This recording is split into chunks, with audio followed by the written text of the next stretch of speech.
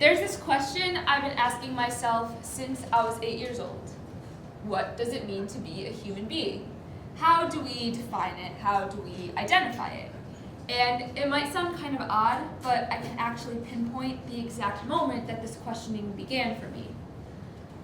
You know those moments that you just know you'll never forget, where you can visualize the room you were standing in, remember the voices you heard around you, what you were wearing? For me, that moment happened when I was 8 years old. I remember it down to the sparkly pink t-shirt I was wearing, the yellow frosted cookie in my hand. There was this picture pulled up on my mom's computer, and she told me not to look at it, so of course I did. And it was a picture of a little girl, and she looked a lot like me. We had the same hair, we had the same eyes, but there was one very big difference. She was missing an arm, and it had not been done cleanly. It was this gruesome, gut-wrenching picture that I regretted looking at as soon as I saw it, and when I turned to my mom, I couldn't even formulate the words for the question I needed to ask.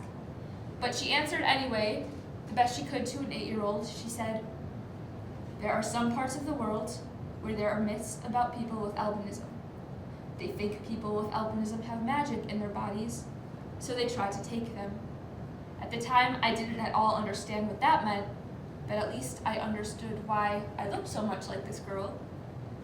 We both had oculocutaneous type 2 albinism. This is a genetic condition that results in low production of pigment, although with type 2, some does accumulate over time. In addition to light coloring, this creates a high risk for skin cancer, and due to lack of pigment in the retinas, also results in visual impairment. So people with albinism have low, uncorrectable vision. Now, despite this very significant similarity, I had led a very different life than the girl in the picture. I was born here in Chicago in 2002, a healthy, normal baby, and it wasn't until I was a few months old that there was any indication that something was wrong. It presented as nystagmus, or rapid back and forth eye movement, which is a part of my visual impairment. My parents took me to a doctor who said it was brain cancer, a doctor who said I was too young to need my eyes checked, and finally, an eye specialist who did a scan of my retinas, discovered what was, at the time, no pigment, and told my parents the words they needed to hear. "She has albinism. She's going to be just fine. Take her home, and don't worry." Now, my parents knew things were going to be a little different than we had imagined. There would be challenges. In the first 3 years of my life, I had a genetic specialist, an occupational therapist, and 2 eye surgeries. If I wanted to play outside, I had to reapply a special brand of sunscreen every 2 hours. Because of my vision, I couldn't play any sport with a ball. And of course, there were the misconceptions, like, you can't be albino because you don't have white hair and red eyes, or if you have a disability, how are you in an honors class? Things of that nature. The girl in the picture was born in Tanzania. I looked away too quickly to learn her specifics, but I do know some general information. Tanzania is among an area of East African nations where it is statistically more common to be born with albinism. It's about 1 in 5,000, as opposed to the US, where it's about 1 in 17,000. Being born with albinism in this area is also very dangerous. It is seen as a curse or a punishment to the parents. Children with albinism do not often spend many years in school because they lack the proper accommodations for their vision. It is dangerous to be outside because of the high risk of skin cancer and lack of protective supplies. And of course, there are the misconceptions. Albinos don't have souls. Albinos disappear when there's lightning. Albinos don't die, they simply fade away. And, most dangerous of all, albino limbs, bones, and blood have magic or luck. If you want a good luck charm, you can buy a body part on the black market. If you have a disease you want to cure, the myth goes violate an albino virgin girl. These have become common practices for illegal traffickers in East Africa who kidnap and sell these children. I have read stories like that little girl's where someone loses an arm or a leg and they are told that is lucky, that is all they lose. They are lucky they are still alive after the attack. And since I never got to learn her name or age, I promised myself I would learn the names to follow. Like Whitney, who was 2 when she was taken from her bed one night. They found her skull in the morning. Harry was 9 when he disappeared and was found beheaded. David was a teenager who never came home from a soccer game and was found with hands, feet, and several bones removed. There are hundreds of stories just like theirs, and likely a lot more that go unreported every year. When I first learned all of this, it felt impossible to take in. It didn't feel real, I felt sick, and I started having nightmares of being pulled apart piece by piece. I dreamed that my eyes were being plucked out, like what they did to Jennifer, that my head was being detached, like what they did to Joseph. It was just unfathomable to me that this was the world I lived in. And I didn't understand why I got to be spared, why I got to live here where it was safe, seemingly by chance, why I was any different. And the question that worried me most of all, was I less than human? So I kept on reading these stories, I kept on collecting these names, but never daring to say them out loud. I didn't even know how to begin to talk about it. Even when I got to an age where my parents felt like it was appropriate to talk about, I got defensive, evasive. No, I don't want to talk about it. I don't want to think about it. I didn't know how to understand or acknowledge that this was reality. But then, slowly, I began to realize something. No one knew.